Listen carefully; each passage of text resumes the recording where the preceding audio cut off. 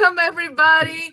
Thank you so much for being here today. We're starting this last episode of Hotel Cast TV in a high note, right? It's a natural, so it can't be better than that. Seriously, I'm really excited to be here today. Thank you, everybody that is joining us. I can see some people already entering our show. So, like I said, this is our last episode of the year. The Hotacast TV is a webinar series sponsored by Ask Suite, and I'm lucky enough to have been being the host of the whole every episode. I had a lot of fun, and even though it's so stressful in the first minutes as we were talking here backstage, so I wanna thank you everybody, all the guests from all the previous episodes, and of course these amazing people. They are here with me today. We all know that 2020 was a real tough year for everybody in the hospitality industry. So being here doing this sixth episode is quite emotional for me. So sorry yeah, if I start crying or anything like that. I apologize in advance. So thank you so much, everybody that been on the show and were very kind to us, to me, to Ask Sweets, to share their priceless insights and trying to figure out what the hell was going on. I'm sorry about the language, but yeah, what right? So we were like, okay, what is happening? We have people from all around the globe. So please feel free to say hello to us and tell us from where you're watching, because it's always exciting to know where you are right now. I saw this quote before we start. It's a quote by Mike Tyson. And I thought to myself, this is exactly how I felt many times in 2020. And he said, and I have to read it, everyone has a plan till they get punched in the mouth. And yeah, I surely felt like That's good. 2020 was beating me up. And all my plans are just vanished. And I'm sure everybody can relate to this, that we have to adapt. And, yeah, everything was just not what we were planned at the beginning of the year, in the beginning of the year. So I guess 2020 was all about adapting, finding a way to get through this and learning. And that is why we decided to do this last episode. I'm a stronger believer that in every chaos, every drama, every problem, you can learn something from it, and you can develop, and you can get something good out of it, even though if you have to really look, it does have something there that it's good for you, that you're going to see later. So I carefully select these people that are around me, and I will say hello to them, because I'm being rude here, just saying blah blah blah blah blah without saying hello. So first of all, we have Amy Brandford. She is the sales manager of Yes Review It today, and we actually collaborate on a few projects, right, Amy, this year. And that's when I found out that Amy is not only a great professional, but she's so funny and a great person to be around. So thank you so much, Amy, for being here, and welcome to the show. Thank you for having me. Yeah, pretty excited to hear your lessons. We also have here Calvin Stovo. He's the iconic speaker in the hospitality industry. He has like tons of success in the hospitality industry. He has an amazing energy, and I can say that because I interviewed him before, and it was such a great interview. So, hi, Calvin. Thank you so much too for being here on the show and sharing with us your lessons. Well, Paula, I'm excited to be here. Looking forward to getting an opportunity to talk. You know, I love to talk, so this is great for me. That is such a relief, because if I freeze because I'm nervous, Calvin. I'm not going to say anything. I'm not going to say anything about the internet. I promise. Please. So this is a joke. You have to check his interview on our podcast and Spotify, because as soon as he's so powerful, Calvin, seriously, that when he say, you have to put, he said, what we said is that like you have to put out there what you want. And then he just said that there are some people that are struggling with internet, and then my internet crashed. It was like, what? I guess wish for, I guess, is the lesson learned here. But thank you so much, Calvin. We also have here Right. Crystal Buckler, and I met Crystal through LinkedIn, and I think I met all of you through LinkedIn so far. And she was so kind to me since the very first contact we have. She wrote a few pieces to a sweet blog, and now she actually is my colleague. She is actually working at Ask Sweet. This is so crazy, yes, people.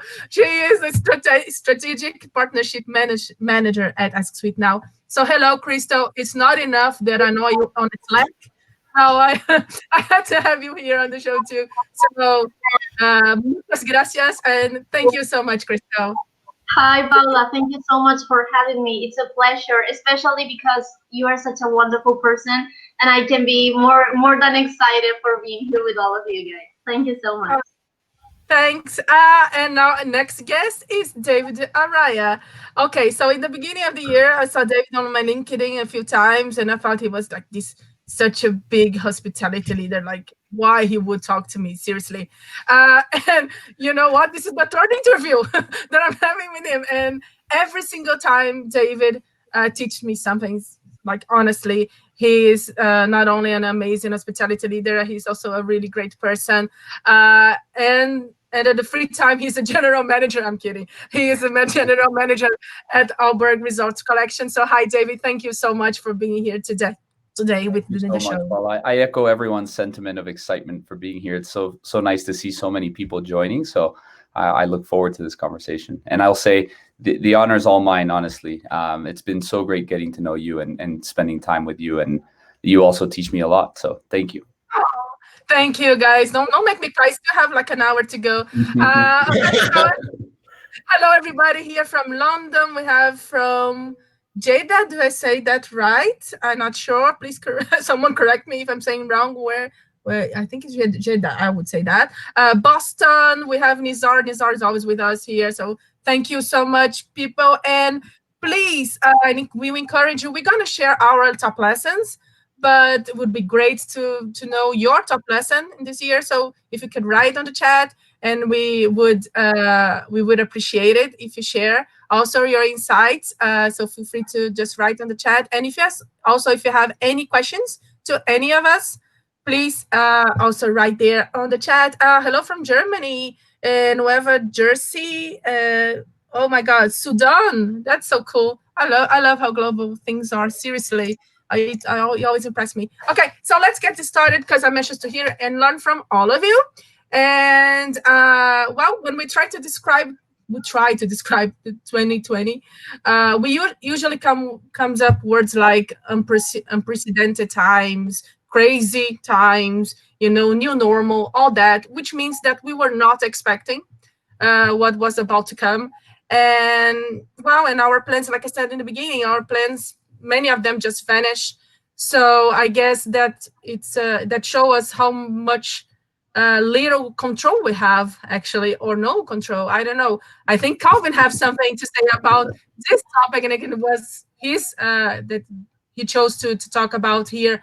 That was his lesson in 2020, the illusion of having control. I love that. So please go ahead, Calvin, and explain to us a little bit more about that. Oh, would love to, Paula. Well, I just want to say, I mean, just like you said, in 2020, I mean, it was a tumultuous year for most of us. I mean, unexpected turns, surprises, all of those things. I mean, if you run down the list, I mean, you got a global pandemic that just won't seem to go away. Civil unrest on a massive scale, people being furloughed. I mean, you name it. It's happened this year. I mean, it's caused a lot of frustrations, a lot of stress for people. And frankly, it was kind of scary, at times. I mean, it was so much going on, it kind of made your head spin like Linda Blair. And see, if you're under 35, you have no idea who Linda Blair is, but you may later. You can go figure it out later. But here's the deal. A lot of the things that occurred around us were outside of our control. So I think one of the biggest lessons for me was to really understand that you just can't control those things. And then what will happen is, particularly people that are control freaks, I'm a self-proclaimed control freak, and I'm sure there are people on this phone call, on this web right now, that understand where I'm coming from. one of the biggest lessons for me was that you really don't have control. I think, COVID-19 for me is what I like to call it. I like to call it a plot twist. And really that's what it was. COVID was a plot twist, and it dropped in our laps. And, for those movie watchers out there, plot twist, you love movies with plot twists. You really do. I mean, like Sixth Sense, Usual Suspects, Primal Fear, those movies, you love them because you didn't see the ending coming. And, but we don't like plot twists in our lives at all. And for a control freak, we like to predict what's going to happen. And in this scenario, you absolutely could not do that. So it drives people like me bananas. So one of the biggest lessons for me was to understand that I don't have control. In January, February of this year, I was sitting pretty. I had speaking gigs lined up. Everything was sitting pretty. I mean, I was going to be very busy this year, but then March 1st or so hit, and a lot of cancellations started coming in. And, as much as I wanted to try to call everybody and say, hey, don't do this. I mean, it was nothing really I could do. People had to make the decision they had to make. So the biggest lesson for me was to focus on the things that I can control and not put so much time and effort into the things that I cannot. So I focused on things, particularly my self-help, of course, but, launching a podcast, I focused on more things to enhance my website, and really focused on particularly what I was taking in to myself mentally, because that can impact the way you feel, because your inputs, they'll impact your everything. They'll impact your thoughts, that'll impact your emotions, that'll impact your actions, and that will impact your results. So I knew if I controlled not watching so much CNN, because it was scary to death if you continue to look at that every single day, being careful of who I'm surrounding myself with. I can control that, because some people are always woe is me type people. You got to be careful, because those people will bring you down. And particularly if you're in the customer experience business, if you're a leader, people like that stuff will bleed into your team if you're not careful. So I was really, really focused on making sure that I kept positive people around me and really controlling my mindset, because that's really important. I see your mind as a magnet. If you think positive thoughts will come. You think negative thoughts will come. You think solutions, you get solutions. So I think the biggest thing for me was, Calvin, that other stuff you can't really worry about as much. Really focus on how you think, how you approach things, and how you surround yourself. So that was the biggest lesson for me. That's great, Calvin, and I totally relate with you, because I am also a control freak. And it is hard for us. It is hard for us to let, have to let it snow, let it go, let it go. Because really, like you said, you have some things that you can control. I think you hit the nail there. You have something. It's not that you cannot control everything, but you have to focus on the things that you can control, and that actually will bring you some benefit, or some peace of mind sometimes. So I love that lesson, and I think it was one for me too. I don't know if anyone else would like to felt that way, it was hard for anyone else to know that everything was out of our hands for a while. Very much so. I think we're so used to planning ahead too. I think we like to know what's coming, and we like to navigate that, right? We get to choose what is coming, and so when you can't see a day ahead, it's very disconcerting, right? And it makes you think of a million different possible scenarios.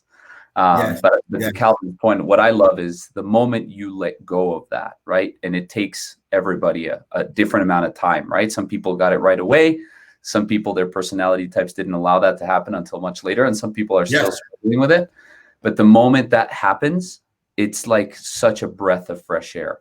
It's that personal judgment you have of like your expectations are this high and you always have to maintain them.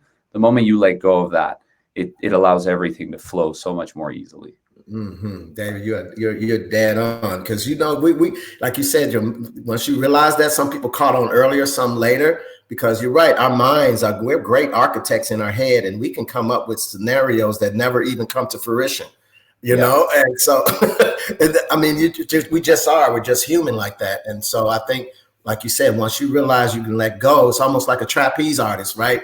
For them to go forward, they got to let go of the trapeze That's right. that they're holding on to. And once you let go, you can get the next one and move forward. It's the exact same thing in this situation with COVID. You got to let go and understand what you can't control. Totally. Yeah, well, and just to finish this lesson, Calvin, you said one thing that remind me actually a Portuguese expression we have. It's it's something like that. Free translation here. Tell me with who you walk. No, tell me who are your friends, kind of, Yeah. and I'll tell you who you are. Mm-hmm. And I think that in the sense you can interpret it. Now I interpret this sentence as a earner energy that you were talking about. I think it's so I completely agree with you. This year, I was very careful to what I was exposed to because Mm-hmm. it was too much and too much Yeah. negative people, negative TV, negative, everywhere. And yeah, it took a toll on me. And I have to, my mom said that when I was a kid, I didn't pay attention, and now I do. So yeah, You hung around with the bad crowd, Paula? Did you hang around with the bad crowd? not exactly. Okay, we can do another webinar on share a personal story. No, I actually, no, I didn't do that much. I think. Well, we can invite mom here in the stage. There you She go. can, There you go. but yeah, but thank you so much, Calvin. It is really important, all of that you said. And I just want to say hello to people here that are telling hello to us. So from Saudi Arabia. So hello, and yeah, Marizella is saying it's a completely new mindset for many of us. Yeah, I'm with you, Marizella. For me, it's still a process, like Calvin and David pointed out. It takes different time, for each people. For me, it's still a process. Hello to Brazil. Oi, Brazil, of course, and hello from Chicago. Yeah, so we are talking about that we didn't have control. We don't have control, and that means that we have to adapt a lot. Thank God we are human beings and we can adapt. I think it's one of our strengths. And I think Crystal have something to talk about the importance of adaptability and also to be vulnerable, right? So, Crystal, if you could please go ahead and share with us your lesson one in 2020. Thank you, thank you. So yeah, hopefully I won't cry. So sorry if I do. Yeah, so this year I think I became the most vulnerable person ever in both my personal and professional life as well. More importantly, my professional life. And for example, when this pandemic has started, I started also to look for ways to add value to vulnerable, let's say, vulnerable groups of people or people who were truly struggling during this situation. And that's how I found out Migrate Code, which is based in Barcelona, Spain. It's a nonprofit coding school that teaches to code to refugees and immigrants. And I spent the last 6 or 7 years learning everything about human behavior because this is something I'm really obsessed with, especially in the travel sector, but in my personal life as well. So I decided to share all this knowledge about this topic. More importantly, everything that has to do with emotional intelligence, something I've been working on these years. I'm still improving on it. So yeah, I just decided to share all this knowledge with these people. These guys are young people. They are training themselves as developers, and I joined them as a career counselor. Right now, I'm providing soft skill trainings, even though that I'm not a certified coach. But they started to call me coach and trainer, which is so funny because it has nothing to do with my industry actually, but it's something I really really enjoy because that volunteering experience allowed me to be a more vulnerable person.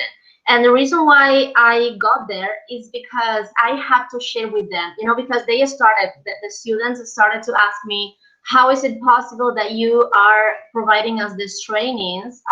It's very critical training in soft skills, and when actually you are not certified as a professional in that field. And I say I had to tell my story about why I started to learn about this topic. And the reason it's because back in my 15s, I was struggling a lot. I was a teenager, and I faced tough situations in my personal life. So this is how I started to research about human behavior and how I could control myself more. Actually, I was fired from more than 3 hotels in the past, because I didn't like to work in teams. I was a very autonomous person. I didn't like, I was a very selfish person as well, my focus was just working for guests, but not working with my teammates. And that's really important, actually. So, yeah, I mean, I've been through a lot of situations, even though that I'm just 26 years old. But all those learnings in life and in my professional career have helped me to see that being vulnerable, showing yourself more and letting others to know that truly you is really important. Even if you are talking about tough things or tough situations, even if you are showing the darkest side of yourself, of course, there's no need to do that if you don't want to. I have met thousands of people that actually don't like showing themselves in such a vulnerable way. But for me, it helped me to build meaningful connections with people. And for example, a few weeks ago, I received a message from someone who told me, we don't invite people to our event who speak too fast or too much. And I say, okay, yeah, maybe I speak too much or maybe I speak too fast, but I'm improving on that, right? So it doesn't matter actually the amount of things I'm struggling with right now. The most important thing for me is that whenever I show myself vulnerable, whenever I accept that I don't know everything, right, and I'm still a work in progress, as I always say, that allow me to connect with people in such a deep way that I never connected before. Even though that when I was fired from those hotels, my bosses used to tell me, you don't like working in teams, you like empathy.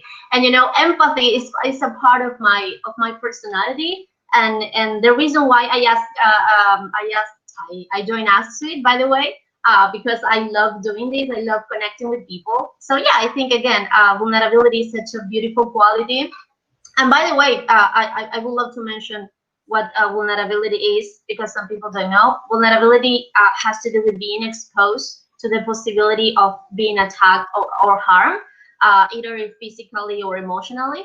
In my case, emotionally. And again, maybe sometimes we can think, oh, but if I show myself as I truly as I truly am, the people is going to go away from me, and that is not true. Actually, people have two choices. They can choose to hurt you, or they can choose to love you because of who you are. And I think people who is good people, they will love you because of who you are. And as Calvin mentioned before, if you surround yourself with positive people or optimistic people, that's how you will feel by the end of the day, surrounded by those people, and everything is going to be easier.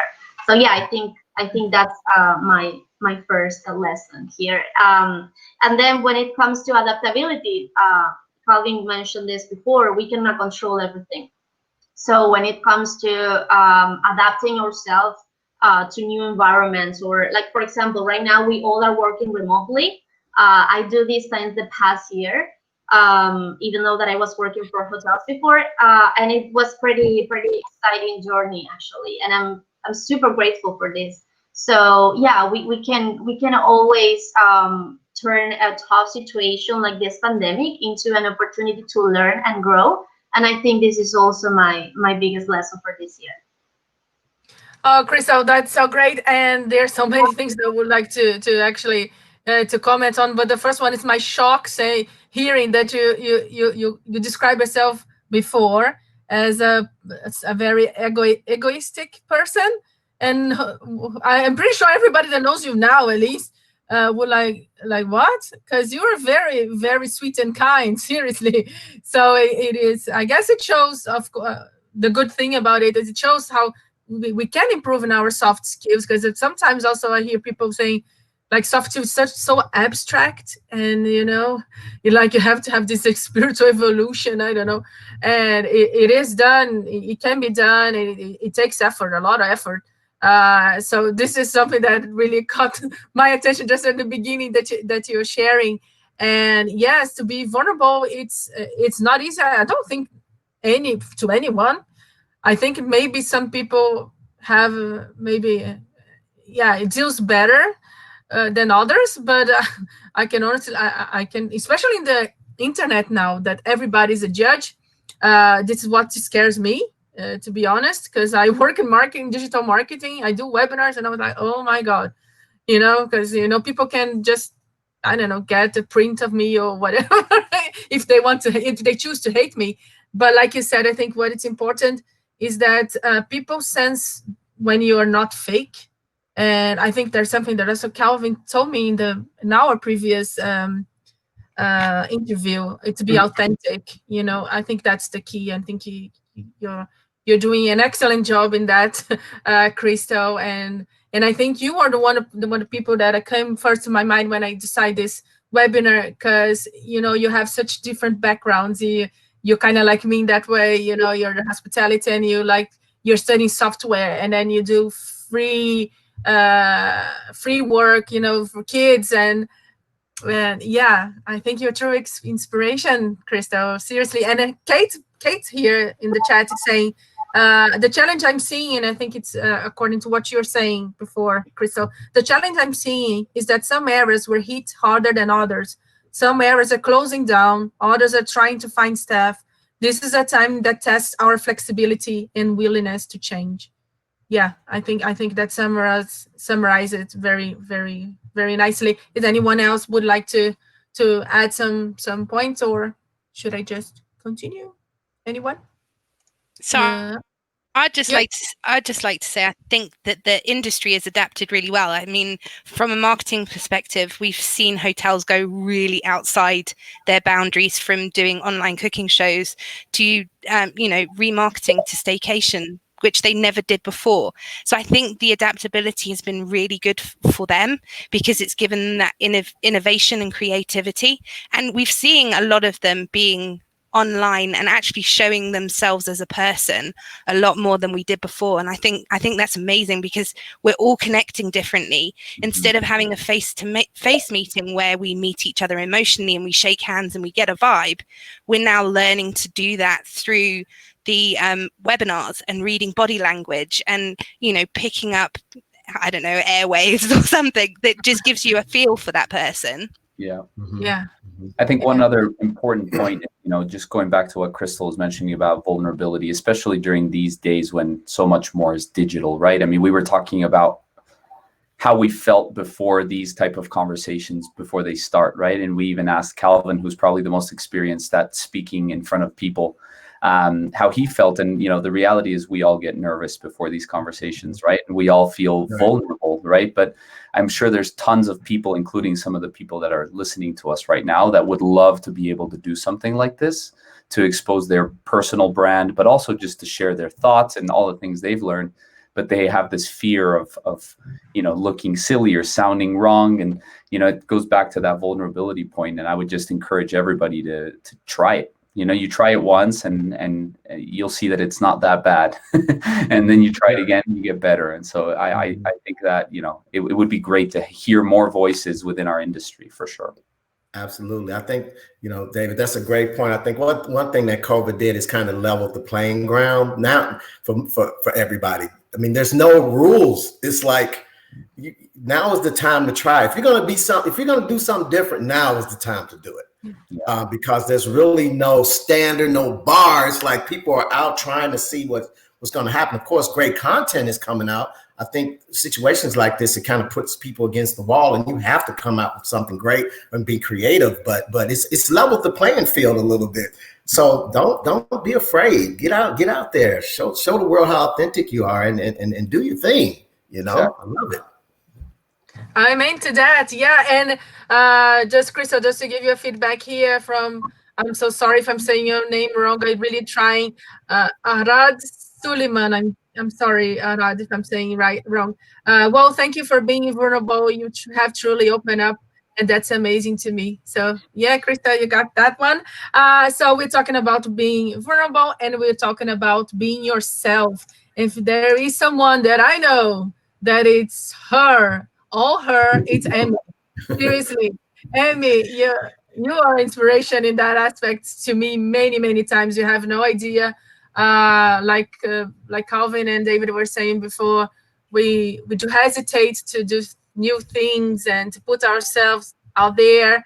You, my friend, you just went You don't hesitate at all all. the way. Yeah, It's really cool because I know you and I know you are nervous and you're scared, but you're doing it. And that's the thing. So could you please just tell us a little bit more about this? It's okay to be yourself, and it's okay to be a bit personal as well, because the industry, I think, at least my experience from the hotel industry, especially, it's like all formal, you know. It's like you have to have these standards of whatever, and and I think that's, yeah, that's so last year, you know. So please, I mean, uh, just share with us, please. so so just to give you guys a bit of background, I've worked remotely before COVID for about a year, but I live in South Africa and I actually deal with the UK and Europe and the US.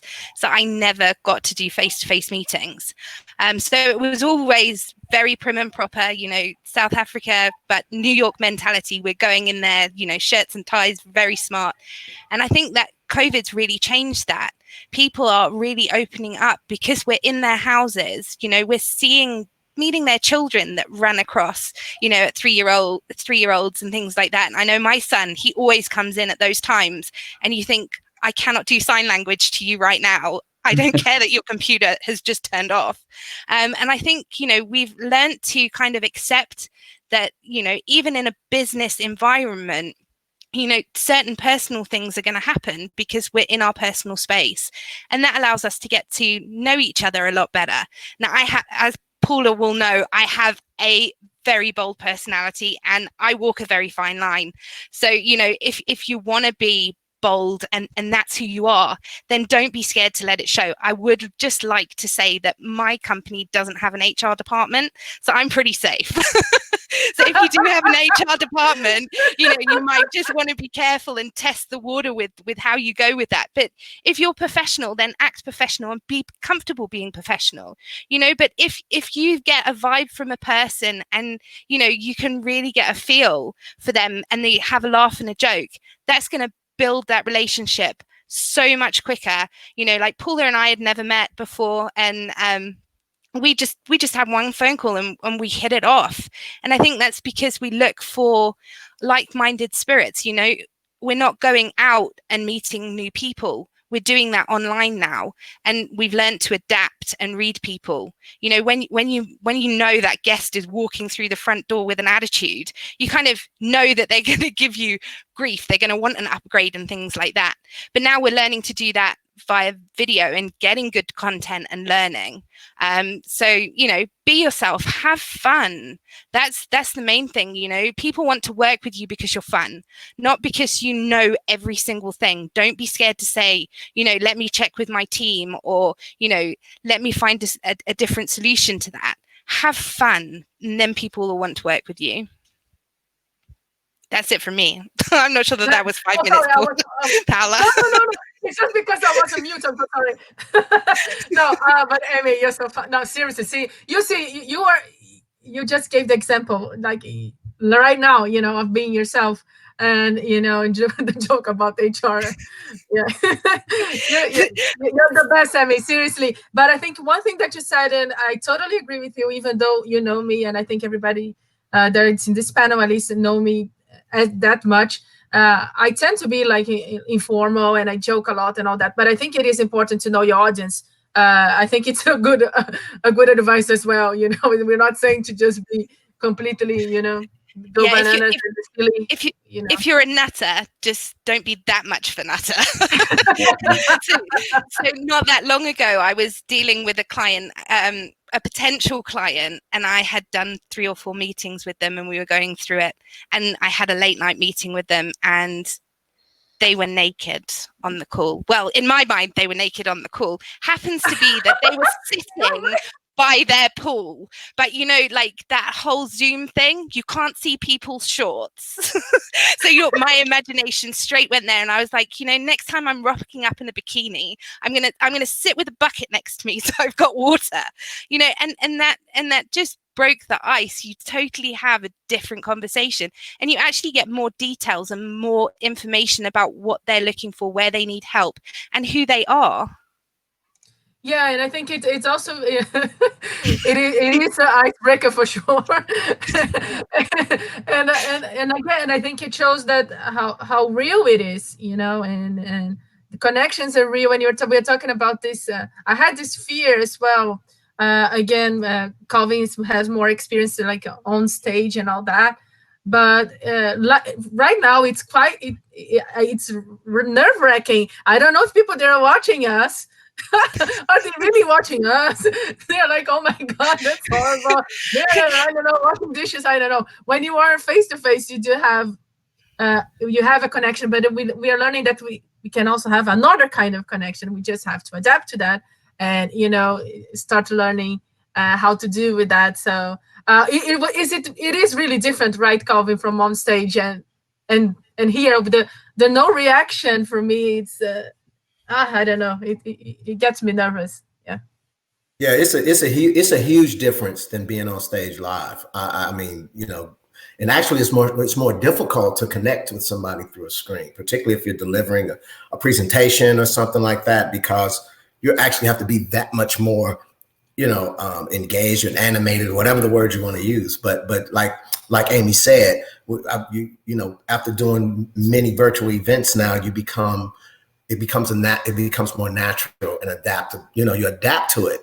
But my preference, of course, would be live all the time. I mean, but the world has changed. It is what it is. So either you adapt or you get left behind, and definitely don't want to get left behind. So you're right, absolutely right. And well, that's great. Thank you, Amy, for your lesson. Seriously, and I think you were talking about this last episode of maybe too much intimacy, or I don't know how you call it.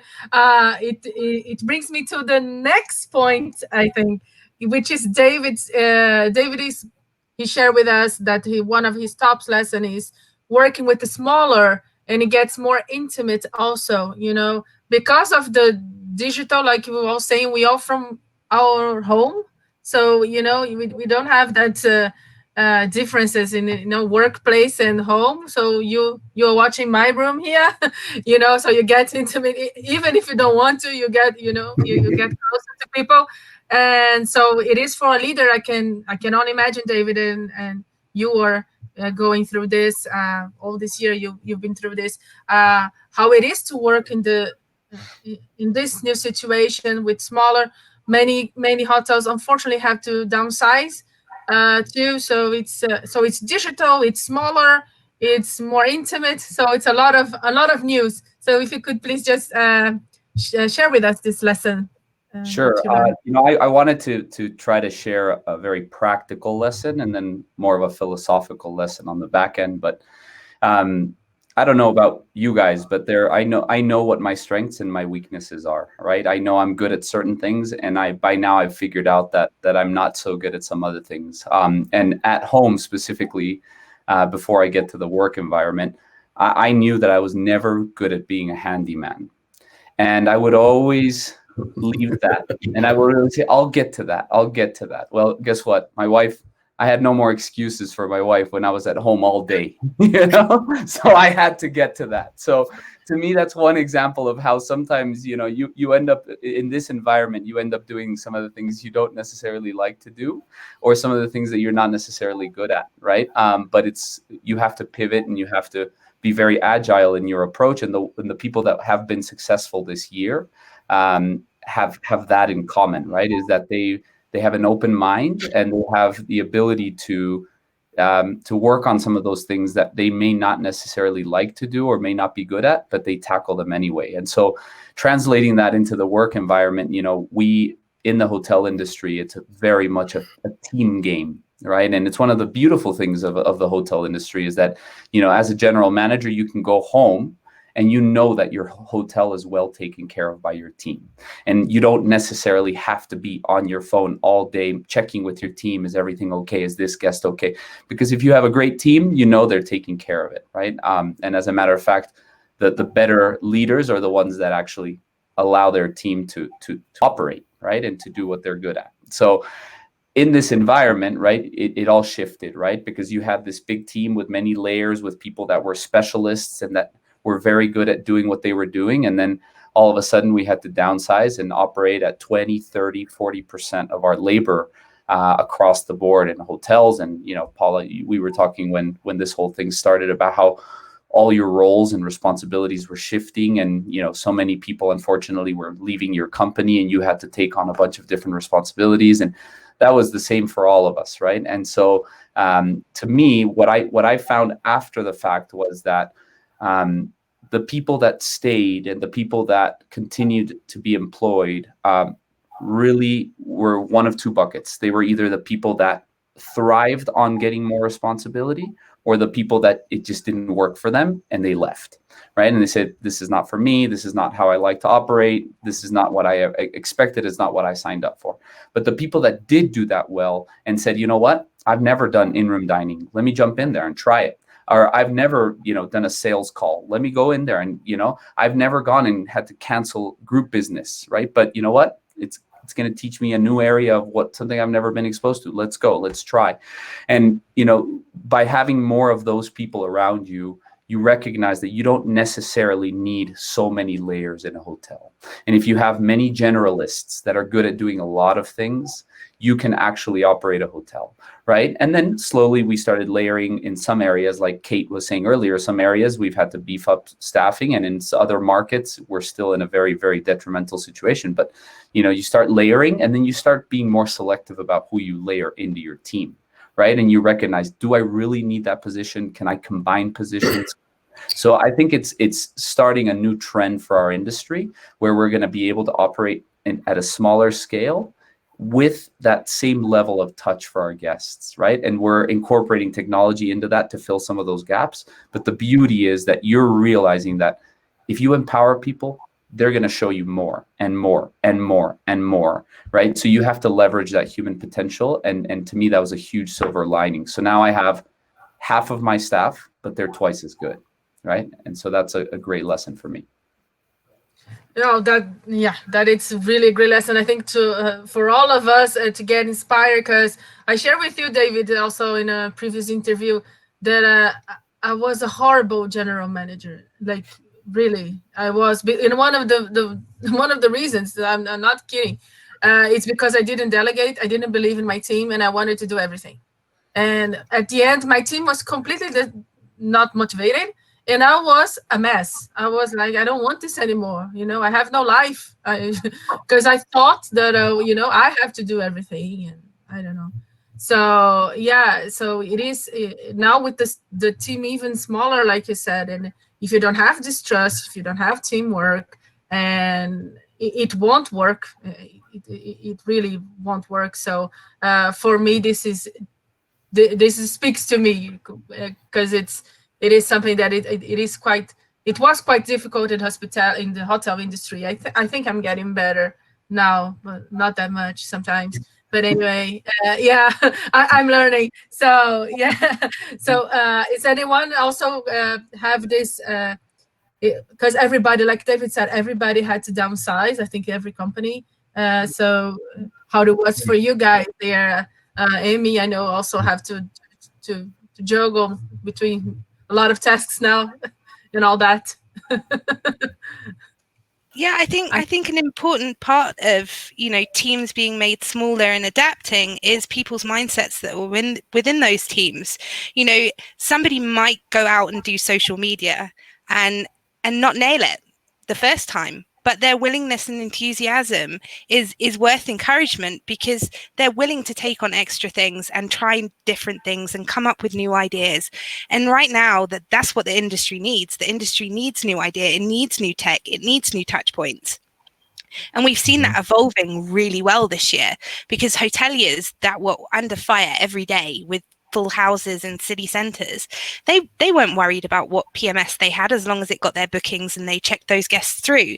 And I think now they've all taken time to sit and look and say, okay, let's have a look at our tech stack. You know, how can we touch points with our guests at the start of their journey, the middle of the journey, and the end of the journey?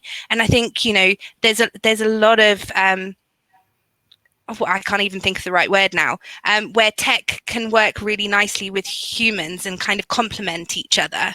And I think that's been amazing to see this year, and see hoteliers actually take that on board and run with it with such enthusiasm.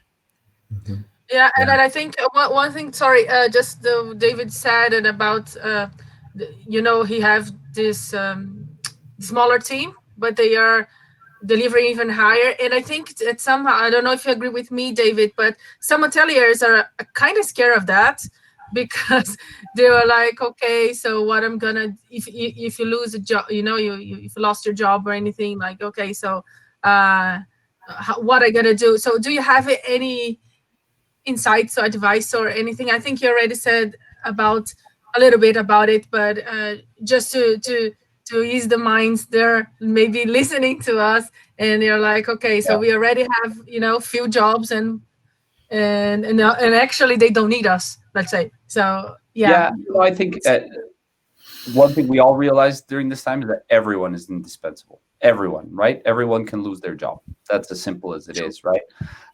So words of encouragement. I would say, rather than giving you words of encouragement that are, don't have anything behind them, I would say change your mindset, be flexible, be adaptable. I'll give you a good example. A few months ago, I was in Austin, Texas, and with no intention to be living in the mountains, and now I'm in Aspen, Colorado.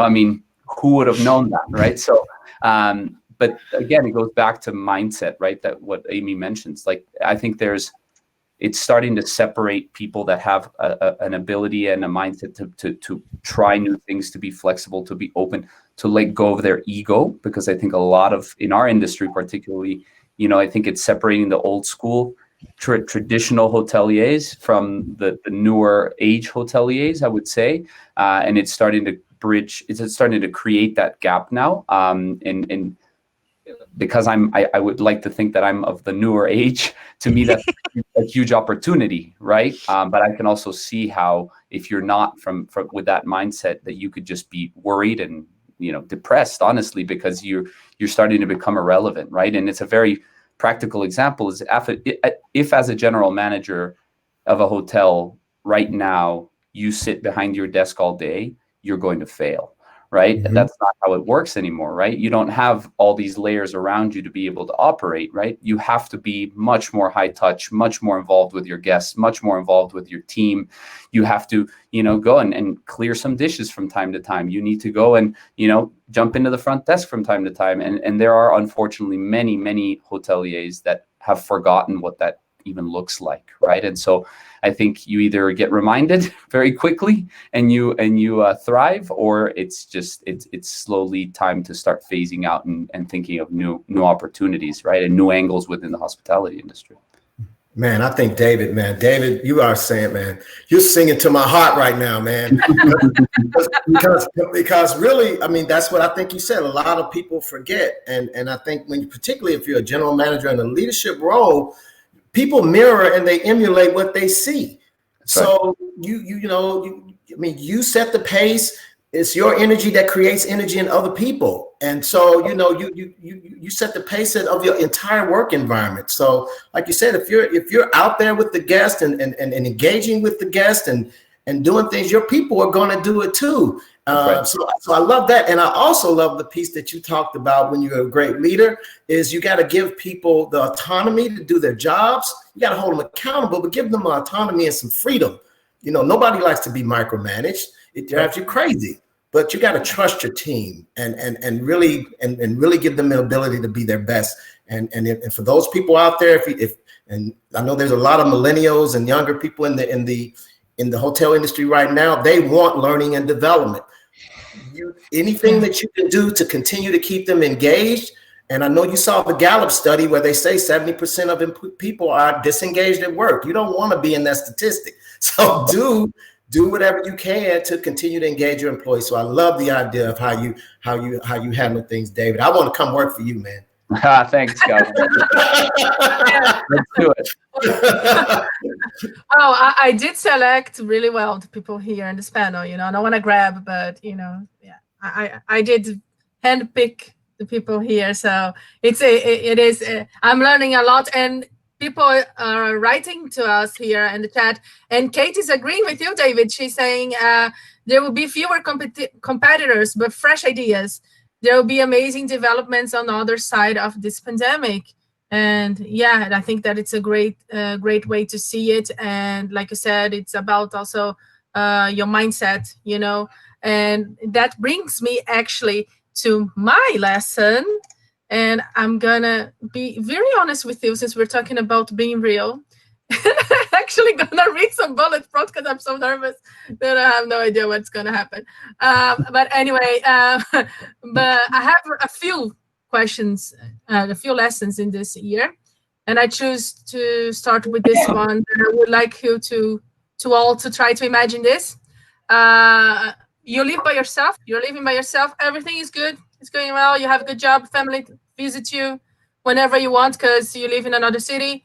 You meet friends whenever you want, right? And then all of a suddenly, like you can't go out anymore. You don't know when you're gonna see your family. You're stuck inside, so hardly see any human being at all. Because in the beginning, the first 2 months, I was really like Calvin said, mentioned before, I was really freaking out with all the news and all that. And well, it is important to be safe. I'm not saying that, but I was maybe another level of it. So after 2 months, the body starts talking to you. If you try to ignore it, your body do the job for you, right? So it starts to play tricks on you, and you start feeling really overwhelmed. And I start feeling like I was losing control again. Back to the Calvin said, losing control of everything, including my body. A lot of shoulds start popping because I was lucky enough to keep my job. So I was all this time this little voice saying to me like, "You should do this. You should do better. You know," because I felt so responsible. Almost feel like guilty. That was my experience, at least. That you kept your job. So it was like all this time I should do more, I should do better, I should handle it. I'm no kid. I'm gonna be 40 soon. Another reason to cry. But anyway, I'm not a kid, so I should handle this. This is I live alone, I live by myself for years. So why I'm panicking? And yeah, I was panicking, I was really panicking. And I have a degree in psychology, so it's like I knew what was happening, and I just couldn't deal with it. I it was it felt so hopeless, and frustrating. And it ended up that I went to the emergency room like 3 times, at least. And you're freaking out. It's all in your head. It's horrible when you feel when you're dealing with that. Again, I'm a psychologist. And people say, "Oh, it's all in your head." Yeah, the head is the most important thing. So it's all in my head. That's the thing. That's the So problem. yeah, exactly. If it was my body, that's why you start putting yourself physical things because it's easier to handle. It's much easier to handle something that that you can put some medicine than to handle something that it's emotional or psychological in other way. So yeah, I was extremely grateful for keeping my job. But and I know some people struggle with that too, the ones that had the job. Not comparing anything, everybody have their problems and everybody suffer. But it was almost impossible to focus. It was days there when I couldn't work, and that just made me more anxious because again, guilty because I have a job. So I have to work. Then I truly understand the power. My lesson was the power of teamwork, because before all that, teamwork for me was just simply dividing tasks and everybody have the same goal, and then you put your efforts together to reach that goal. Now teamwork for me, at least, has such a wider meaning. It's so much deeper than just achieving a common goal. It's about trust, it's about support, it's about encouragement, and simply being there, offering to yourself. And then it's not about only your team, because I was really really lucky, because when I talk about teamwork, it's not only the people inside my team that help me, or people, the whole Ask Suite actually helped me. thank God for them. But even outside collaborators like Emmy, I was doing a project with her, and I was, Emmy, I'm sorry, I'm not being able to do my 100% here. And she was, no problem, Paula, don't worry. And David, I'm pretty sure I how would I say, I cancel, I think twice, our podcast because it was in the middle of this crazy thing. So teamwork for me this year really opened my eye for what is teamwork, true teamwork. And I'm really positively surprised about how much people are actually willing to help. uh, and I'm 100% sure that I would not be doing this podcast, that this series is starting in the middle of this webinar starting in July. And I was like, oh, okay, I have already all this and I'm gonna do this webinar, like how? And oh God, I got so much help from all around the globe, I think. And but I want also to say that I did got some help, but I also had to do things for myself. There's that much that people can do for you. So I had to start to take care of myself. I had to giving examples because I was too much inside. I had to start walking and get out. No one can do that for me. I have to listen to music, surround myself with positivity, like Calvin said before. I even start practicing mindfulness, and anyone that knows me know that I thought it was so boring. I was like, oh my God, yoga thing. I'm a person that likes, play volleyball. I like to hit the ball. I like, oh, what gonna be the, but it actually helped. It helped, especially when the panicking was kicking off. It was like, okay, breathe, breathe. So my lesson, it is about, again, like Crystal said, also being vulnerable, showing people that you're vulnerable. It is very, very scary to do that because you feel like you're failing. You feel like if you're asking for help, you're not doing something right. So it is scary. So everybody that is listening to this, if it's passing through anything similar, we are stronger than we think we are. But it also helps a lot when you surround yourself again with great people, because we can't do much alone. Last but not least, sometimes I did feel that I could not do anything for myself, my job, and I want to quit. Many times I wanted to quit, even though I knew that, like, who is crazy to quit in this pandemic? But I was like, I can do my job well. So um, then I start focus again.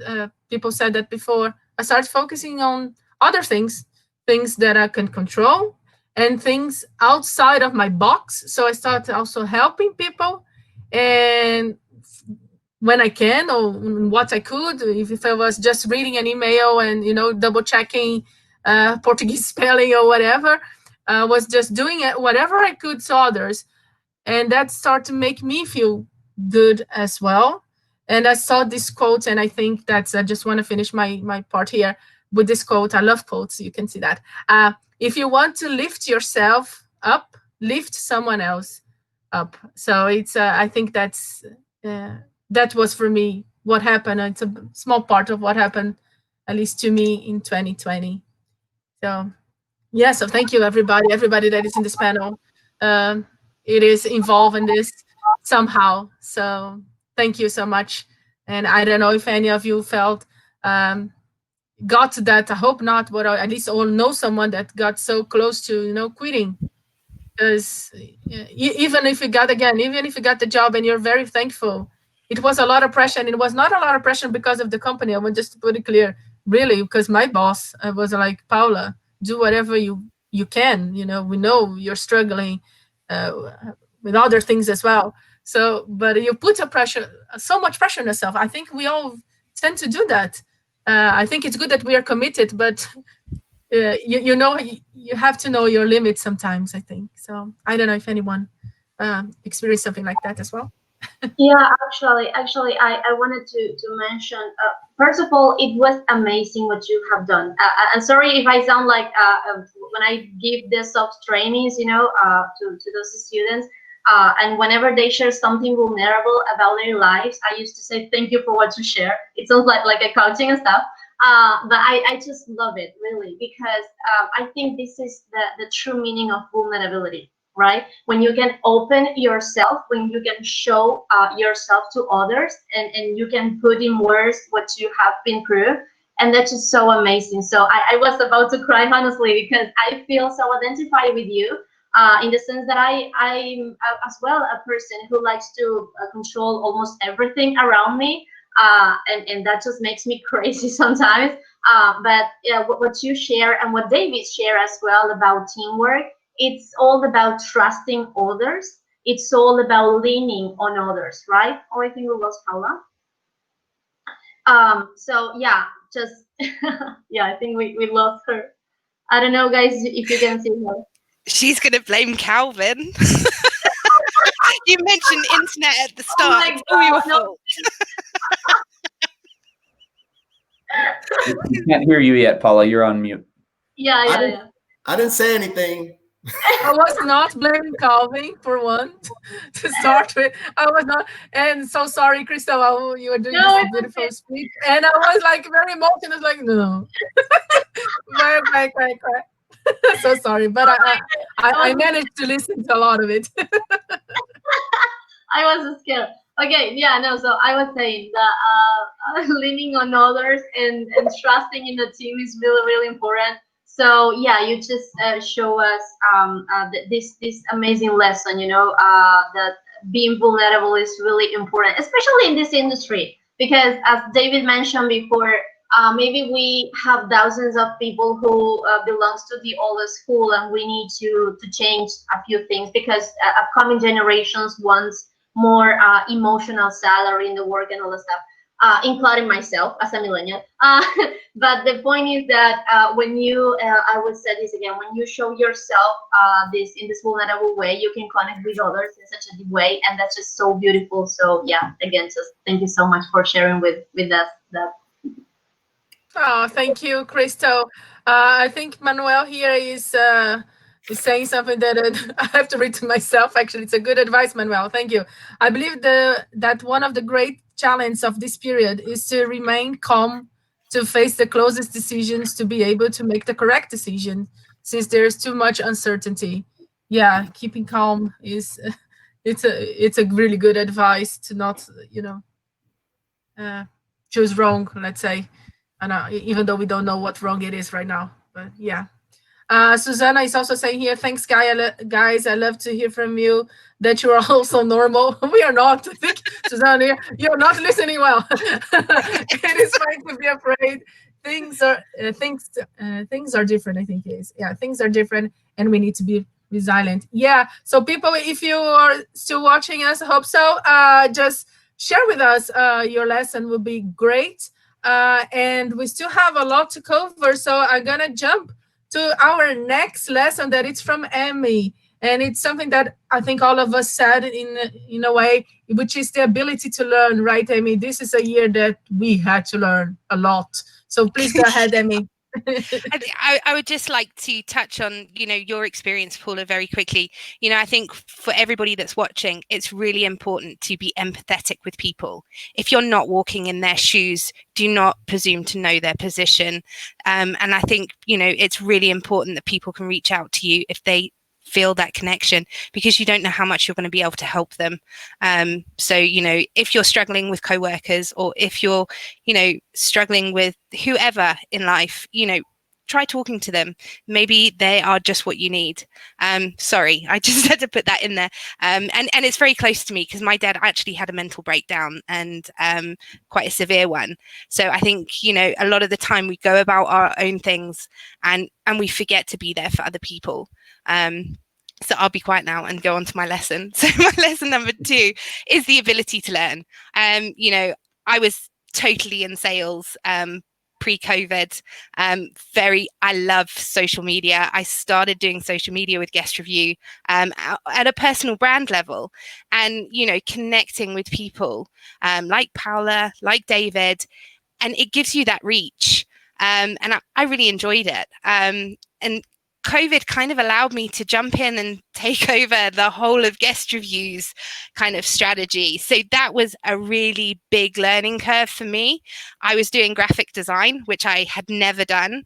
Photoshop is like my worst nightmare. Don't even, it's like a swear word to me. So if anybody wants a really good graphic design program that's free, use Canva. But I think, rising to the challenge, I know Paula mentioned, pushing herself and feeling guilty about it. I kind of have that same thing where it's never quite good enough, but that I use that drive in a positive way. So it pushes me to try new things. And, it took 3 months for us to see real impact in the social media for guest review itself. And there was challenges and self-doubt, and I'm dyslexic, so like it's really difficult for me to feel confident about writing things and blogs. And guys, it goes on social media and then it's gone the next day. The people only remember it if it's really, really amazing. As long as you don't swear, nobody's really gonna post it around too much about you, and it'll just be gone. So and I think, for hoteliers, the ability to learn, through the webinars, PMSs have been doing webinars. You've got our suites that are doing, the podcasts and different things. And it's not all about one system. We've seen like the travel tech shows that have gone online where everybody's collaborating together. And I think that's the most important thing. If you want to find something out or try something, you now have the ability to do that so much better online, because people will probably be asking the same things that you are. And if you can't find it, then reach out to somebody on LinkedIn, because somebody knows somebody. There's always a way to get that information. And enjoy learning. You never know what you're capable of. Just because you're not qualified in something, just because you don't know how to do something, you learn on your feet. It doesn't matter whether you're in a support kind of role, whether you're in a marketing role, whether you're in a sales role. Have fun, enjoy it. I work more hours than I spend with my family, and I live in my bedroom. Like sometimes I don't feel like I leave my bedroom for like 24 hours. and so it's really important for me to have fun and surround myself with people like Paula.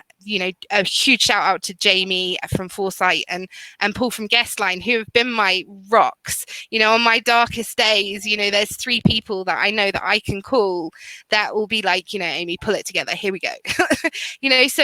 So enjoy learning and have fun with it. Yeah, and I think, Amy, of the last part that it said, I was really positively impacted by how the community got together. We all work in different tech companies. We could be, I don't know, rivals, whatever, and we are not. Quite the opposite. We all got together, and I think it happens the same with the hotels and hoteliers. We all in this together, and we all, we have to support each other. And yeah, empathy is a big thing that you mentioned in the beginning. Thank you for that. And people will start to make me cry because they're saying I have to read people that they're interacting with us. Steph said, as you all said so beautifully, empathy starts from self, being kinder to self, and then extending empathy to others. Self is a good place to start. Thank you for the lessons shared. And Ricky Weber is saying hi. Hello, Ricky from Chicago here. So yeah, please continue sharing with us. We are loving this engagement from the audience. And yeah, anyone else would like to add something to what Amy just said here about learning? I think learning, it's I don't know anyone that went through 2020 that hasn't learned at least one thing. I don't know. I don't think so. Probably. You're funny. And I think, Maremi, I think this learning, it can be like obvious for, I don't know, for most of us, but it's not obvious to, I don't know, other people. And I think David, it's a person that always talk about growth mindset, right, David? And I think your other lesson is it's quite connected to this, its ability to learn, growth mindset. So David, the stage is yours, and if you could just please add more, even more value to what Amy said, and share with us about the growth mindset, please. Yeah, sure. I think what Amy said was beautifully said. I think, the two aspects of you never stop learning, right? And the most successful people are the ones that realize that it's until the very last day that you're alive that you're going to continue learning things, and it's okay. And then the aspect of having fun, right? Like you said, we spend much more time at work than we do at home, so we should be able to have a lot of fun when we're at work. So very, very well said. To me, growth mindset has been something that I the reason why I'm so into the idea of the growth mindset, and it's based on a book by Carol Dweck called Mindset. It's probably the best book I've ever read. And it talks about how even at a very early age, even as a first grader in school, you could give kids a test, a very difficult math test. And then there's the kids that will look at that math test, and within 2 seconds, they're like, you know what, this is too difficult. I can't do this, or get very frustrated and angry about it. And then there's the kids that look at it and they keep looking at it and they keep looking at it and they keep looking at it. And it's a natural ability to just look at challenges as opportunities. And all my life, I've been seen as a very, very positive person that always looks at opportunity rather than challenge, right? And I think my career reflects that. But also, if you ask my friends from growing up, they always like, you were always the positive kid, and we could always be in a situation where, the world's ending and you're always looking at it. It's not ending. We're going to figure it out. Right. And I encourage, after reading that book, I realized that's something you can learn. It's not something that's stuck in an innate natural ability, right? It's something anybody, if they put time and intention to it, can learn. And so to me, it was very clear how quickly some people rebounded and how quickly some people came out stronger and better from this situation. And then there are those people that are in a very difficult situation. Now, there are absolutely external forces that also play into that, right? If you're in a market that's been hit harder, like Kate mentioned earlier, then you're going to have a harder time, right? But then there's also the idea of, if I'm more flexible, more adaptable, agile, I'm open to moving across the world. I'm open to exploring opportunities. I'm open to connecting to new people on LinkedIn. You always see through an opportunity lens rather than a challenge lens, right? And so that was a big learning for me, in that I was able to observe other people do that, but I was also able to help other people get to that mode, right? And I was very fortunate that my LinkedIn page was getting a good amount of traction before COVID hit. And so I was able to use that as a platform to give people hope and to give people positive energy, right? And I didn't do much more than just say, hey guys, don't give up. Let's go. We're going to beat this. We're going to surpass this. That was the messaging that I was bringing across. But it helped so many people, right? And it was those people that were stuck in challenge and couldn't get into opportunity. And so I think once you change that mindset, it really opens up so many different avenues to be able to pivot to, right? And, it goes back to the point what Amy was mentioning about learning, right? Yeah, and you did a great job, David. I have to say, with your LinkedIn. Like I said earlier in this show, I started following you on LinkedIn, and you do amazing job. Like just encouragement. It sounds like it's so little, and it actually it is so much. it is it is one of the most important things, I think. So Rick Weber is saying here, stay positive, stay committed, and get ready. I believe that in post-COVID times, there will be a huge groundswell of support for our industry. It will feel like the Roaring Twenties in the U.S. Once prohibitions ended, travel, entertainment, food, drink, parties, fun, enjoyment, so much pent up need for what we do, and we will be a part of a resurgence that will last for years. Yeah, you are also positive. Now we're talking about being positive and about the industry, and I know Suleiman here is writing to us as well, is asking us if we think that um, if you think that we're gonna wait, hiring, when they're gonna start, people start, hotels gonna start hiring again. I'm not sure if any of us have the answer of this anyway, but I do think that the most important is to be ready, to when the time comes. So, Calvin, I asked you before and I stopped, but yeah, what do you think about that? Staying positive, getting ready. I know you do Oh, preach that too. So yeah, yes, yes, I agree 100%. Rick, thank you for that positive comment, and I do agree. I mean, I think all of us we've used the word mindset a lot going through this webinar, and that's really all it is. I mean, it's really how you look at things, and I love David with looking at problems and challenges as opportunities. I mean, all of those things are relevant today, and this because if you're looking through a lens of negativity at all of this stuff, it's just you're gonna get stuck, and being stuck is a bad place to be. And I know you all shared some very, very, humbling stories around that. You didn't, but the key is don't stay stuck. And I think it's okay. I think all of us have dark days every now and then. It happens. You wake up, you feel real crappy, but you can't stay there. That's the key. You get yourself together and you get your mind right, and you push forward. I always tell people you got to move like you mean it, and this is one of those situations. You got to keep it moving. yeah. Oh, like that brand said that I'm not gonna say which one. Keep walking, right? Have something like that. So Yeah. I totally agree with you. Also, Calvin, and that's what it was actually. Always when I was the worst, like I mean, my state of mind and all that. I was thinking, if I don't do anything, then nothing's gonna happen. Right. I have to Exactly. start the movement. Otherwise I'm gonna just be really just in my room, so crying, and it's no good. So it takes strength to do it. It's not easy sometimes, but yeah, Mhm. I totally agree that you have to keep going, and if you surround yourself again with the right people, that helps a long way, a long way. Yeah. And go, No, I sorry. was gonna say, Paulie, I tell people all the time, I think sometimes we're just so hard on ourselves. I think we beat ourselves up a lot sometimes, and we're not. And we sometimes people say, "Well, I'm not doing this, I'm not doing that." Listen, if you're still in the game, you're doing great. You know what I mean? Yeah, Give yourself a pat on the back, sometimes, because you're gonna get to the other side of this thing. You got to stay engaged and encouraged going forward, but don't beat yourself up. You're doing a great job. You're making an impact.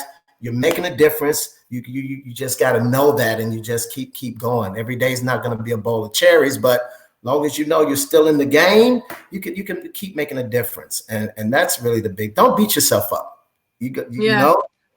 Yeah, that's all right. And you talk about making a difference. I remember another quote. I read a lot of quotes, and it said, if you think you don't have any impact, ask a mosquito." It's kind of like that because it is like, wow, it can be annoying. And I love what you said, David. I forgot to mention. I love what you said about growth, this growth mindset and all that it can be learned. I think some people use it as excuse, kind of.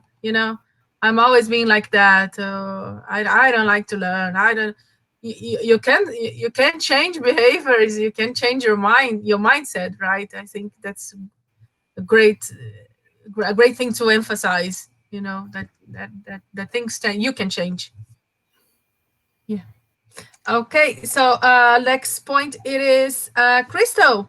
We're talking about uh, having the courage to be yourself, having the courage to do things. And I think, Crystal, you're gonna talk about your second lesson. It is about the importance of launching whatever you want to launch. That project that you are trying and Yeah. waiting. Just do it, please. Go ahead, Crystal. Thank you, Paula. No, yeah. So it's very funny because I will tell you all something. I'm planning to launch a podcast since March of this year. And look at me now. We are in December, and I never launched the podcast, right? And I even talked with companies, and this is the worst part, I think, from my side. Because yeah, I was not able to launch it just because I was really afraid of doing it. Because I am not a podcaster. I'm a hospitality professional. I never done that before, And actually, I was pretty much scared because, and this is why I identify myself with you, Paula, before, because I'm a very perfectionist person. You know, I want every single detail to be perfect. I don't want to make any mistake. And I think my biggest lesson for this year is to launch it. Just do it, even if you are so afraid of doing it. And yes, I'm planning to do that. Keep going. Between January and February. And yeah, I will finally do it because I know that maybe this won't be the best podcast in hospitality, but at least I will be able to help the people I want to reach out with this podcast. And also the thing that, and I think this is very important for our audience here as well. Focus on the things that you already have, and focus on the things that you already know instead of the things that you lack. Because of course, as you all were mentioning before, if you have a growth mindset and you want to constantly evolve as a person and as a professional, you will look for opportunities. You know, you will focus on your weaknesses to say, okay, I will take this weakness I have right now and I will convert it into a strength, right? I'm going to learn from this. And that's just amazing. But I think it has to do with the attitude, right? If I'm trying to launch a podcast and I think I'm not doing this enough, or maybe I speak too fast, like the other colleague told me a few weeks ago. If I focus on that instead of the thing that I want to add, you know, instead of the things I want to teach to others, I am lost myself, right? I won't launch the podcast neither in January or in any time. So I think yeah, the focus here is to stay optimistic about the things we already have and just focus on that instead of the things we don't possess, and those things that we don't possess, with a positive mindset, say okay, I will learn this and that. And we always can learn new things in the process, right? Because again, I will launch the podcast and won't be the best one, but yeah, I'm sure I will learn thousands of things, and that's really really important. So yeah, I think that's my second lesson. Yeah, your second lesson is it's very close to my second lesson as well. And yeah, you have to. Amy said too, like she didn't know much about writing social media, and yeah, nada. And then yeah, but she did it, and you know, you if you don't try it, you will never know what can come from it, right? So yeah, it again. I think personally, I think is a difficult lesson. It's scary lesson, but I think it's very very useful. I don't know if anyone else have this. Uh, uh, I don't know this fear. I think maybe some are more adventurous than others. I guess, but yeah, So Amy, I had yeah, go.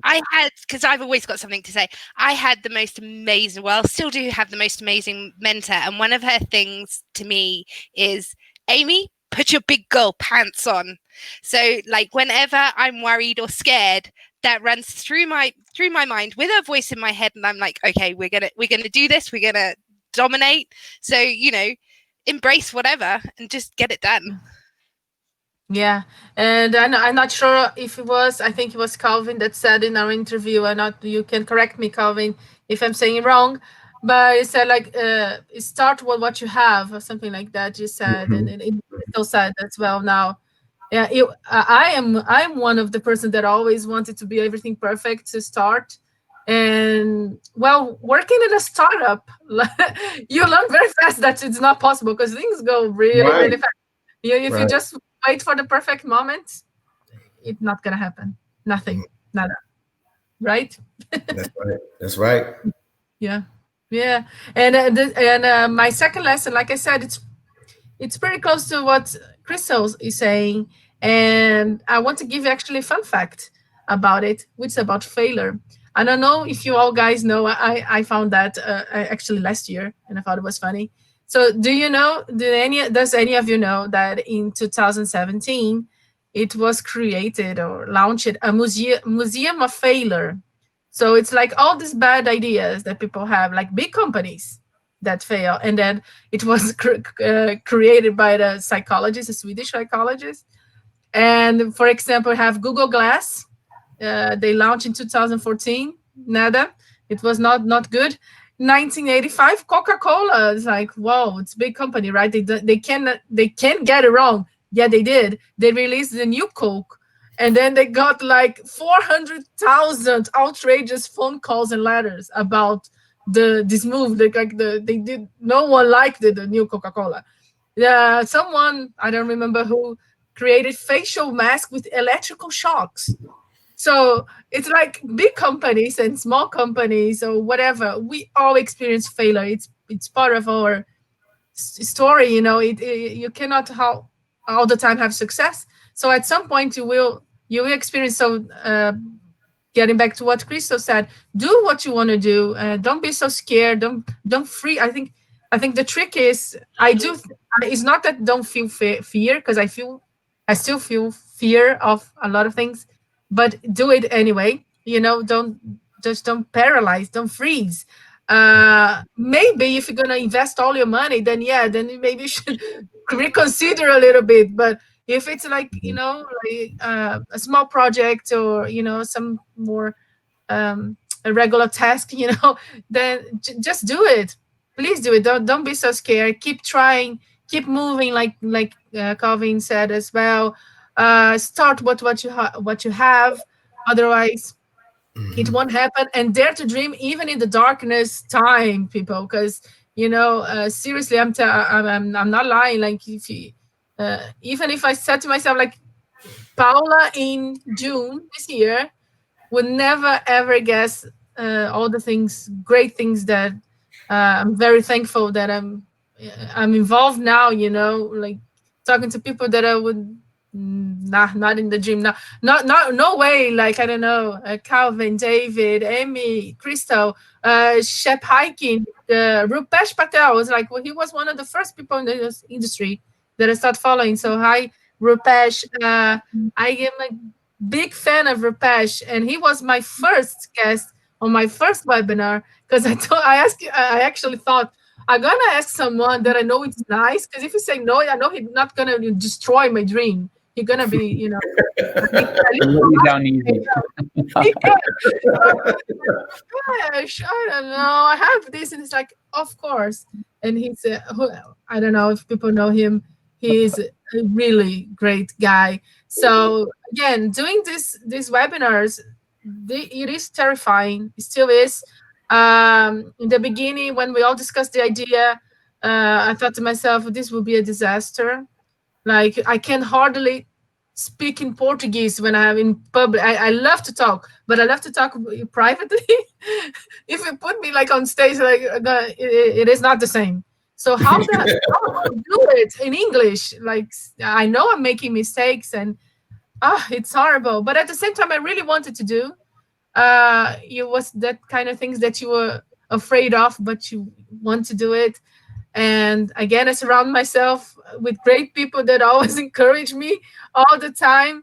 So, and I always think, every time I'm scared, I always think at least three things. Like, what's the worst that can happen? I always think that. Like, what? Okay, if I do a webinar that it's really, really bad, okay, the first one, no one watch it. It's like, it can happen. No one will say yes to my invitation as a guest, or I'm gonna do a horrible job and I'm gonna be I don't know, digital meme somewhere. But I'm not gonna die. It's not gonna, it's not the end of the world. So I always, every time it's like, I'm not gonna do it because I'm afraid. Then I think again, it's like, okay, what is the worst that can happen? So that helps me at least. I still hesitate, and I do like to try new things. I think I changed careers three times in my life. I moved three times too. So it's not that I'm so traditional and all that. And still, I'm afraid of doing things, especially for the first times. First times are uh, terrible usually. Anyway, so, and we sometimes we wait, like Krista said, we wait for the right moment to try something, and we don't do it. So just just keep moving, keep trying, put yourself out there. And just to finish my second lesson, again a quote. Okay, I'm so obvious now. Oh my god, I'm feeling like, why I put so many quotes. Anyway, but they're good. It's Van Gogh who said that. Come on. It's Normality is a paved road. It's comfortable to walk, but no flowers grow on it. So yeah, that inspires me at least, and hopefully people also can relate to that. Nizar is writing here to us. As for me, one positive impact of the pandemic was reduce spending time on other social media and spend more time on LinkedIn, where I could surround myself and connect with professionals. Okay, sorry, Nizar, they just bump up another thing here. Uh, but I could surround myself and connect with a professional, successful, like-minded, positive, helpful, and very kind people like you, Paula. Okay, I did not know that he was gonna sell me in there. It was not seriously. And Crystal, during this difficult time, I improved my mindset. I realized how we as hospitality people are resilient. Resilient. I don't know how to say it in English. Flexible, willing to change, and adaptable. Accepting change makes us better at it. Yeah, you totally agree with you there, Nizar. We are heading to our last lesson before we go to our last lesson. That's from Calvin. Anyone wants to add something here from what Well, was being said? I just very Yeah. quickly wanted to add to the last point that you made, the progress that you've made with the way that you navigate these conversations, the branding that you've put forward in the last 6 months has been incredible. So I probably, I mean it when I say that. Like, I remember when we were having our first podcast conversation, and we were both very, very new to this, right? And just to see all the progress you've made is really inspiring. So really well Oh, done. thank you. Yeah, I do gonna get. I will say congrats to myself because the first interview, I was so scared that it was not even a podcast. Was just sending questions because I thought, okay, I'm gonna send questions here and they're gonna write, and that's it. That's all I can do. And then I think that David, I think you were the second guest that I actually had a conversation, because on the phone I was like, how am I gonna talk on the phone? Oh my god! And of course, people. I'm lucky again. I'm very lucky. I'm a lucky girl. All the guests, seriously, are very very nice to me and make me feel comfortable. That helps a lot, I have to say. So yeah, thank you for that, David. Calvin, let's go to our last and final lesson here, and it is about leadership. It's a key topic too, and how turbulent times reveal what kind of leader you are. And David said a little bit about it too. But Yeah, Calvin, please go ahead and wonderful. share with us. Okay, I think pretty much everybody kind of touched on this right here. And just like you said, I think failure, because this is kind of that point. Failure, I think failure breeds creativity, which is kind of what you said, and really, um, uh, I think during good times, I mean, smiling, laughing, having a good time during times when there's nothing going on. I'm not saying it's easy to be a leader, but it's easier. But it's really the turbulent times, and when you're faced with adversity, is really what's going to reveal what kind of leader you are. That because failure is the only thing that can show you how determined you are, how creative you are, how motivated you are. I mean, you're gonna stretch yourself, and I think what we're talking about is getting out of your comfort zone, right? That's it. You got to get out of your comfort zone, because at the end of the day, we're human and our brains crave routine. We love routine. We know what the outcome is going to be, and it just makes it easier. So, what I want to just encourage leaders out there to do, if you're the type of leader that are going to continue to keep doing the same things over and over, trying to increase certainty, it's not going to work for you. It's not. You're going to have to open up your mind and adapt and be flexible, open to new ideas, encouraging your staff to give you ideas and things of that nature. Because I think what you really need to be is, you got to amp up your curiosity. You have to start asking why more often, and listening more often. So amp up your curiosity, and I think even though you may not know where the chips may fall in the end, but you'll be a better person, because you will have opened up your mindset a little bit and been open to new ways of doing things. And I think what's really fun, I think it was Amy that said this earlier, you don't have to have all the answers. And it's impossible anyway. This world is too disruptive. There's no way. What worked yesterday may not even work tomorrow. So, I mean, it's just like you have to be flexible. You have to be able to adapt. And I think sometimes as leaders, sometimes we think we have to have every single answer. And to be successful today, people aren't being paid for having all the right answers. They're being paid for asking all the right questions. Ask questions more often, amp up your curiosity.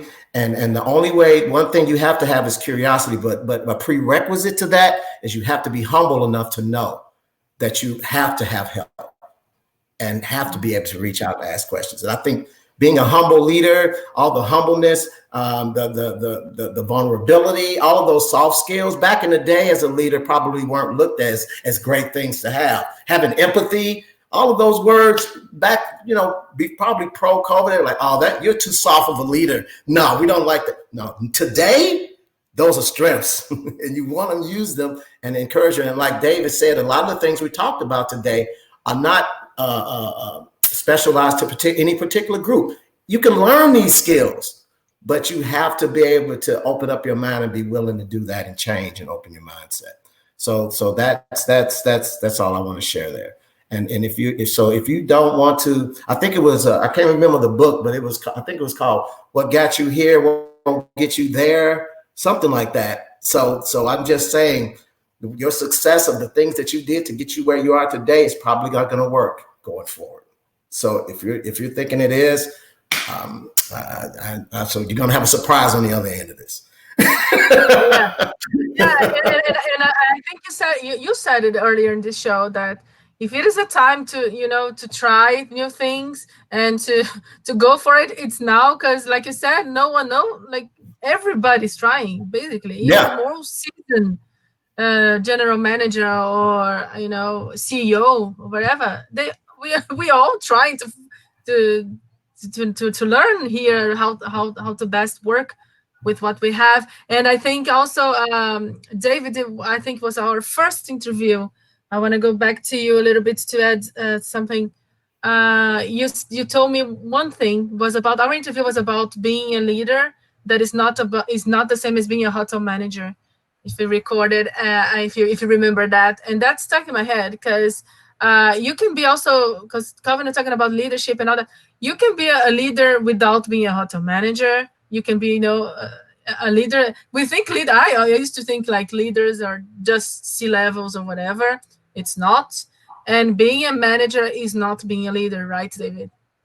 Absolutely. Leadership is about inspiration and influence, right? And so if you have those, no matter who you are, no matter what environment you're in, no matter what your title is, you're a leader, right? And sometimes you get into a situation where you don't necessarily think you're going to be a leader or want to be a leader, and because of the influence and inspiration you bring to the group of people you're with, automatically you're seen in that light, right? And I think Calvin says it perfectly in that you have to be an inspiration to people. You have to be the person that's shedding light on other people, right? And that's the only way that the people around you are going to get better. And back to your point, Paula, about if you want to uplift yourself, uplift others around you as well, that's exactly what this time is all about, right? And it's about all of us. And that's, I think, the reason why we all decided to do this, right? Is because we all want to shed light on other people, and we all want to use our experiences, our failures, and our successes to